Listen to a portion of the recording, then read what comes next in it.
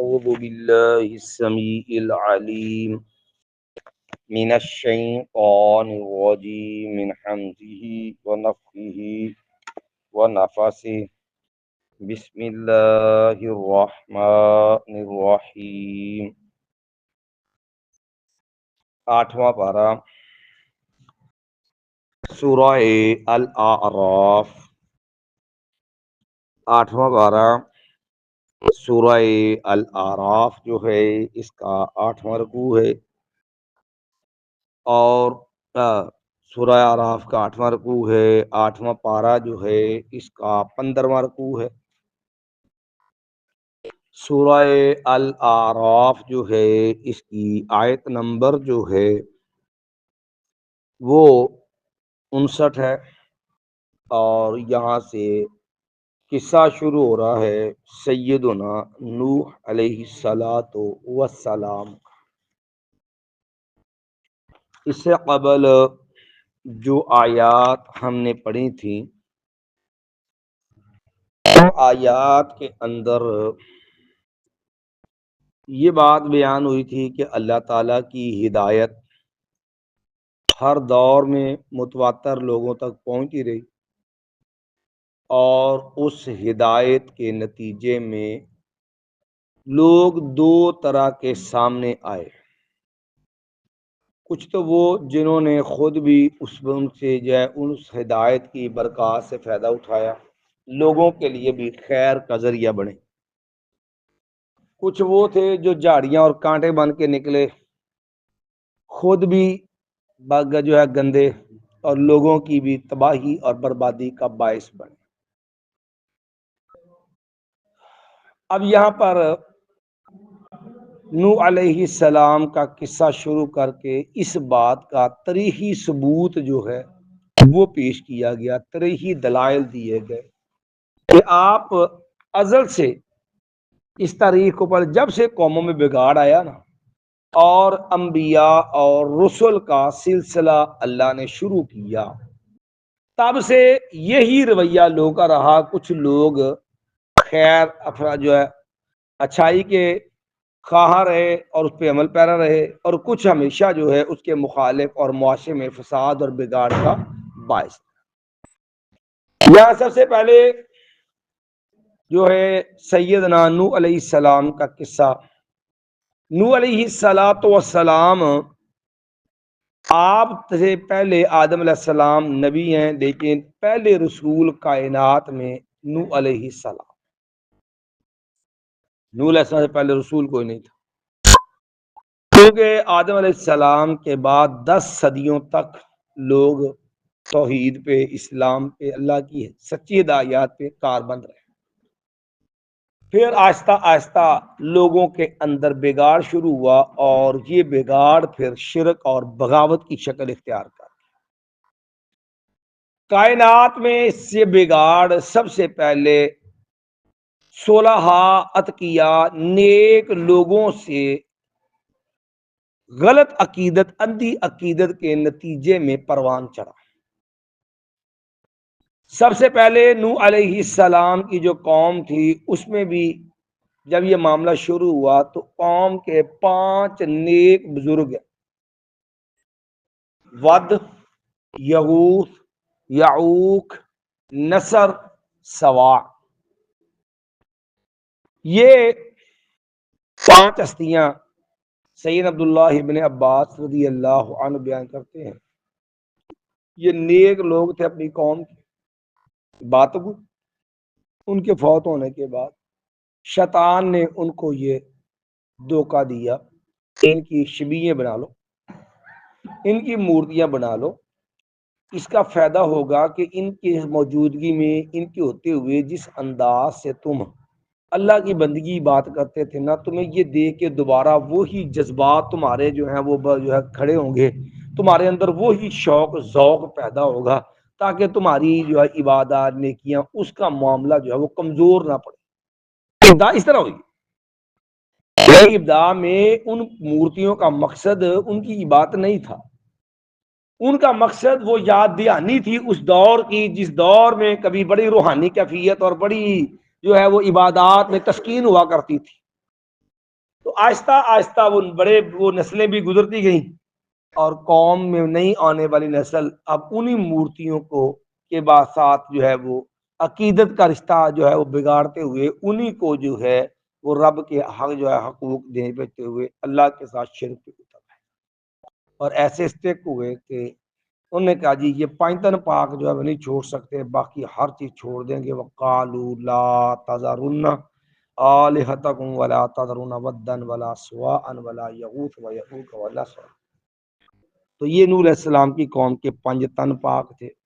5 اس لیے کہ افراد کی تعداد 5، تن کہتے ہیں جسم کو، ہستیاں جو کہ نیک تھے اس معنی میں وہ پاک ہیں، تو اس لیے جو ہے یہ انہوں کے ہاں بھی یہ افراد تھے 5۔ حالانکہ ان کی اپنی وہ جو نیک تھے ان کی یہ تعلیم بھی نہیں تھی، کہیں پر بھی نہیں، یہ شیطان نے ان لوگوں کو اکسایا اور غلط بات لے کے گیا، اور یہی معاملہ بدستور رسول اللہ صلی اللہ علیہ وسلم تک، رسول اللہ صلی اللہ علیہ وسلم کے بعد تک، یعنی لات منات عزا کی عبادت اور اس سے نیچے آج تک صلحاء کی عبادت اسی طرز پہ ہوتی ہے۔ اللہ، اور یہ نوح علیہ السلام واحد نبی ہیں قرآن مجید میں جن کی نبوت کا جو ہے یعنی جن کی عذاب سے پہلے دعوت و تبلیغ کا دورانیہ بیان ہے۔ کسی نبی کی دعوتی زندگی کا دورانیہ نہیں بیان ہوا کہ کتنی دیر رسول اللہ جو ان کی قوم کی دعوت ہوئی۔ واحد یہ نبی ہیں جن کا دعوتی دورانیہ بیان ہوا ہے کہ 950 سال تبلیغ کی ہے، پھر عذاب آیا، پھر آگے چلے گی، اس کے بعد یہ زندہ رہے، یہ لگ مورخین کے اقوال مختلف، چونکہ پہلی عمریں بھی پہلی امتوں کی بہت بڑی بڑی ہوا کرتی تھی، صدیوں میں عمریں تھی، تو اس لیے مورخین کے بقول، بعض کے بقول نوح علیہ السلام کی عمر 1350 سال ہے، بعض کے بقول 1700 سال جو ہے وہ نوح علیہ السلام کی عمر تھی۔ بہرحال یہ اس میں کوئی تعجب نہیں ہے، پہلی قوموں کی تھی، اور خود جب قرآن نے بیان کر دیا بھی 1000 سال سے تقریباً جو ہے وہ عمر چلی گئی، تبلیغ آخر ظاہر ہے، اس سے پہلے جو ہے وہ ولادت کے بعد بچپن، لڑک پن کے بعد جوانی، نبوت کا ملنا، پھر اس کے بعد پھر آگے قوم کے غرق ہونے کے بعد آگے جا کے دعوت کا معاملہ، ظاہر بات ہے اس چیز میں تو کوئی استبعاد اور ایسی ناممکن بات نہیں۔ ما لقد ارسلنا نوحا الى قوم، البتہ تحقیق یقیناً ہم نے بھیجا نوح علیہ السلام کو اس کی قوم کی طرف۔ ہم نے عرض کیا کہ پہلے رسول ہے، دلیل اس کی حدیث شفاعت ہے،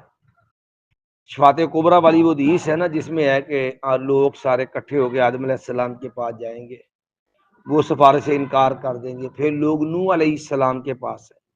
جب نوح علیہ السلام کے پاس سفارش کروانے آئیں گے تو آگے عرض کریں گے کہ اشفع لنا انت اول الرسل الی الخلق، آپ مخلوق کی طرف اللہ کے سب سے پہلے رسول ہیں، آپ ہماری جو ہے وہ سفارش کریں۔ یہ الفاظ جو لوگ کہیں گے یہ چیز دلیل ہے کہ نوح علیہ السلام رسول کائنات کے سب سے پہلے رسول ہیں۔ نوحً الی قومہ، ہم نے نوح علیہ السلام کو بھیجا ان کی قوم کی طرف۔ اب یہ بات بھی واضح ہو گئی کہ جیسے اللہ تعالیٰ نے دوسرے مقام پہ واضح کیا کہ ہر نبی جتنے بھی رسول اللہ سے پہلے گزرے ان کی نبوت و رسالت وہ محدود تھی،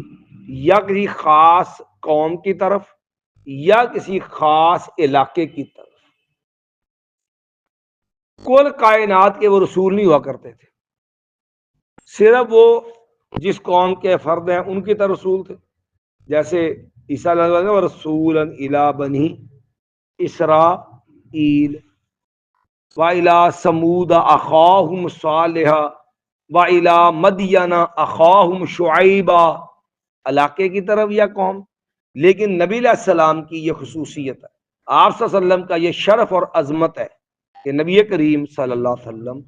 پوری دنیا کے مسلمان کائنات کے لوگوں قیامت تک سب کے لیے رسول ہے، عالمگیر نبوت ہے رسول اللہ صلی اللہ علیہ وسلم۔ لقد ارسلنا نوحا الی قومہ، یقین الحقیقہ تحقیق ہم نے بھیجا نوح علیہ السلام کو ان کی قوم کی طرف۔ فقال، تو اس نے کہا یا قوم اعبدوا اللہ، اے میری قوم اعبدوا اللہ، اعبدو تم عبادت کرو اللہ، اللہ تعالی، یعنی عبادت صرف مخصوص چند افعال کا نام نہیں ہوتا، ہر وہ چیز جسے اللہ پسند کرتا، جس پہ اللہ راضی ہے، وہ عبادت شمار ہوتی ہے۔ اسی لیے مومن کا سونا، مومن کا جاگنا، اٹھنا، بیٹھنا، کھانا پینا بھی عبادت شمار ہوتا ہے، کیونکہ اگر اللہ کے حکم کے مطابق، نبی کی سیرت کے مطابق ہوگا تو ثواب ملنا ہے، اگر اس کے خلاف ہوگا تو پھر گناہ ملے گا۔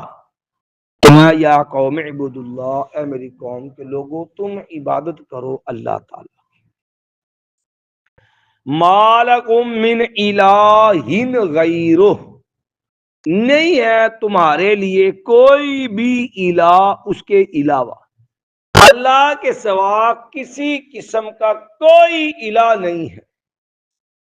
اب یہ الہ جو ہے توحید الوہیت کے اللہ کو بطور الہ ماننا، یہی اصل مطلوب ہے۔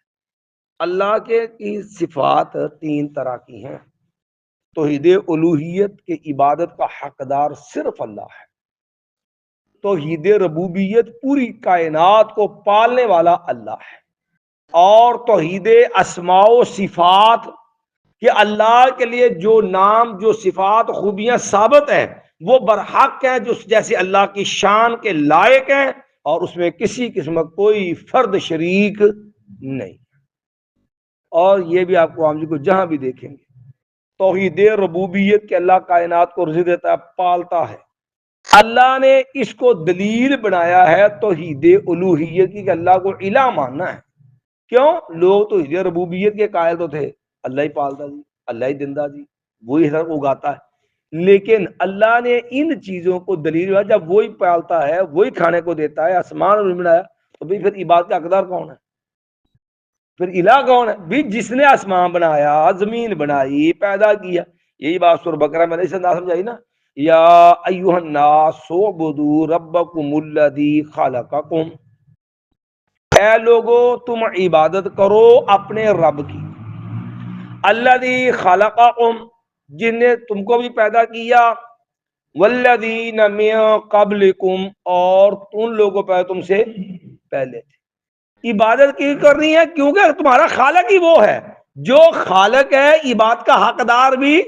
وہی ہے، جو پالتا ہے عبادت کا حقدار بھی وہی ہے۔ مَا لَكُم مِّنْ إِلَٰهٍ غَيْرُهُ، نہیں ہے تمہارے لیے کوئی بھی الہ اس کے علاوہ۔ آپ ترجمہ کلمہ دیکھیں نا، کلمے میں بھی بنیاد یہی ہے، لا الہ الا اللہ، میں انی اخاف علیکم۔ ہمارے یہاں بھی ایک المیہ ہے، وہ المیہ دو اعتبار سے ہے۔ ایک تو ہماری قوم کا دینی ذوق شوق مر گیا ہے، اگر ذوق ہے تو یا تو فرقہ وارانہ ہے، تو یا پھر اپنی پسند کا ہے۔ وہ حقیقی اصولی بنیادیں جس کے اوپر اللہ نے پیدا کیا وہ نہیں، یا پھر اکائی ذوق نہیں ہے، صرف مادیت کی دوڑ ہے، دنیا کما لو، دنیا بنا لو، دنیا کٹھی کر لو، بس یہی رغبت ہے لوگوں کی۔ دین صرف رسمی ہے کہ وہ چند گنی چنی باتیں پیدا ہو گیا تو نہ چکے مسلمان نہ مسلمان والا بہت ہی گل ختم ہو جان گے، اس تو بعد آ جا کے کوئی نکاش کا والا مسئلہ آ جائے، جوان ہو گیا تو مر گیا تو جنازہ ہو جانا، اس دوران جب کہیں ٹائم لگ گیا تو کہیں نماز پڑھ لیں گے، بس دین پورا ہو گیا۔ باقی وہ جی ہو تھوڑے کام نے، تو جب اس قسم کا معاملہ ہو تو پھر رب کی پہچان معرفت کا مسئلہ نہیں ہے۔ حالانکہ اگر آپ قرآن مجید پڑھیں اور 20واں پارہ، 20ویں پارے کی ابتدائی آیات تو جو کسان کا بندہ پڑھے، اللہ نے اپنے الہ ہونے کا پورا تعارف کروایا کہ الہ کیا ہے۔ ہمارے لوگ صرف اتنے لفظ جانتے ہیں کہ اللہ تعالیٰ الہ الا اللہ، نہیں ہے کوئی معبود مگر اللہ، یعنی صرف اللہ ہی معبود ہے، بس بات اللہ دی۔ وہ بھائی معبود کا مطلب کیا ہے، عبادت کیا ہے؟ مثال کے طور پہ اللہ نے لفظ الہ کا تعارف کیا، حل من خالق غیر اللہ، لا الہ الا ہو، اور لوگوں اللہ کے سوا کو پیدا کرنے والا ہے میں نہیں، تمہارا تو یہی تو الہ ہے، جو پیدا کرتا ہے وہ الہ ہوتا ہے۔ کہ امن یجیب المضطر اذا دعاہ، کون ہے جو مجبور لاچار کی دعاؤں کو سنتا ہے جب وہ اس کو پکارتا ہے، وَيَكْشِفُ السُّوءَ، اور کون ہے جو تکلیفوں کو دور کرتا ہے، وَيَجْعَلُكُمْ خُلَفَاءَ الْأَرْضِ، اور کون ہے جو زمین میں حکومتیں دیتا ہے، اِلَٰهٌ مَّعَ اللَّهِ، ماں بتاؤ کیا اللہ کے ساتھ کوئی الہ ہے؟ یہ تمہیں تعارف تو ہو نا، لا الہ الا تو پڑھ لیا، وہ کلمہ تو پڑھ دیا، لا الہ، الہ ہوتا کون ہے؟ مایا کون ہے جو مجبور لاچار کی دعاؤں کو سنتا ہے، کون ہے جو تکلیفوں کو دور کرتا ہے، کون ہے تمہیں زمین میں حکومتیں دیتا ہے، یہ سارے کام کس کے؟ میں اللہ تعالیٰ کوئی الہ ہے؟ یہ سارے الہ کے کام ہیں، جو یہ سارے کام کرنے والا ہے وہ الہ ہوتا ہے، اور الہ کائنات میں کون ہے؟ صرف ایک اللہ، لا الہ، یہ الہ کا مطلب۔ ہن کلمہ بھی پڑھی جانے ہیں تے ہن اللہ نے کیا مشکل یا مجیب المستر، مجبور چاہ دی تکلیف کون دور کرتا، تے مجبوری لچا دی تے رب نو باجا دین دی بجائے اپنی مرضی کے مشکل کشا ہے نا۔ وَيَكْشِفُ السُّوءَ، تکلیفیں دور کون کرتا ہے؟ اللہ۔ تو جدو اللہ مشکل کشا ہے تے پھر غوث اعظم کدھروں آگے، پھر سیدنا علی مشکل کشا کے کھاتے ہی بناتے، پھر جو ہے رسول اللہ سے مدد مانگ رہے ہو، پھر لوگوں سے اور باقی مشکل کشا دستگیر خواجہ غریب نواز، یہ سارے کہاں سے آ گئے؟ بھئی کلمہ تو پڑھا ہے کہ صرف اللہ ہی معبود ہے، اور معبود جو ہوتا ہے مشکلیں بھی وہی ٹالتا دور، وہی کرتا ہے، ٹھیک ہے۔ اسی لیے کسی دل نے نا بڑی سادے سی انداز سے بات سمجھائی، انہوں نے کہا زبان سے کہہ بھی دیا لا الہ الا اللہ تو کیا حاصل، دل و نگاہ مسلمان نہیں تو کچھ بھی نہیں۔ جب کلمے کے مطابق عقیدہ نہیں، کلمے کے مطابق جو ہے نظریہ نہیں، اپنا عمل نہیں، تبدیلی نہیں، تو اللہ کے بندو خالی کلمہ تو وہ عبداللہ بن ابی پڑھی اندر، خالی کلمہ تو عبداللہ بن ابی نے پڑھ لیا ہی، لیکن کلمہ پڑھ کے جب وہ اپنے کو بدلاو نہیں، اس کے مطابق نظریہ عقیدہ نہیں، تو پھر یاد رکھیے یہ بھی معاملہ خطرناک ہو جاتا ہے۔ انی اخاف علیکم، بے شک میں ڈرتا ہوں تم عذاب یوم عظیم، بہت بڑے دن کے۔ آپ کبھی غور کریں نا، نبی علیہ السلام نے پہلی دعوت میں جملہ کیا بولا تھا؟ یا قوم میں جو ہے نبی علیہ السلام نے کہا تھا یا ایھا الناس قولوا لا الہ، یہ مال الہ غیر ہو نا، الوہیت کی دعوت دی تھی اللہ کے رب۔ تم سارے قوم کیا جتنے بھی ابو جہل ابو لہب جو وہاں پہنچ سکا، جس کو بھی، سب کو بھی بھر گئے تھے۔ وہ عربی تھے، ان کی زبان تھی، انہیں پتا تھا کہ سیدھا سیدھا اب اپنے آپ کو سرنڈر کرنا ہے، اب اپنی مرضی اختیار ختم ہے۔ یہ بات کا مطلب ہی یہ ہے اب زندگی اپنی مرضی کی نہیں ہے، جس نے پیدا کیا زندگی اس کی مرضی کے مطابق گزارنی پڑے گی، یہ کہنا پڑے گا، ماننا پڑے گا اور اپنانا پڑے گا کہ ان صلاتی و نسکی و محیای و مماتی للہ رب العالمین، میری نماز، میری قربانی، میرا جینا، میرا مرنا کس کے لیے؟ یہ نہیں چاہتے تھے، وہ جھکنے کو تو تیار، یہ تو ماننے کو تیار ہی نہیں تھے نا کہ آپ اللہ کے سرنڈر ہوں۔ وہ سرنڈر انہیں پتا تھا کہ اللہ کی الوہیت ماننے کا مطلب ہی یہ ہے، پھر ہمارے نظریات ختم، پھر ہماری من مرضیاں ختم، پھر ہم بات اس طرح جس کو الہ ماننا ہے زندگی کا رنگ بھی اسی کے مطابق ہوگا۔ قال الملأ من قوم، کہا جو ہے سردار لوگوں نے اس کی قوم سے، یہ مالا کا لفظی معنی سردار نہیں ہوتا، مالا ایم لاؤ کا لفظی معنی ہوتا ہے بھر دینا، لیکن جو سردار وڈیرے ہوتے ہیں نا ان کا روب دبدبا، ان کی ٹیپ ٹاپ،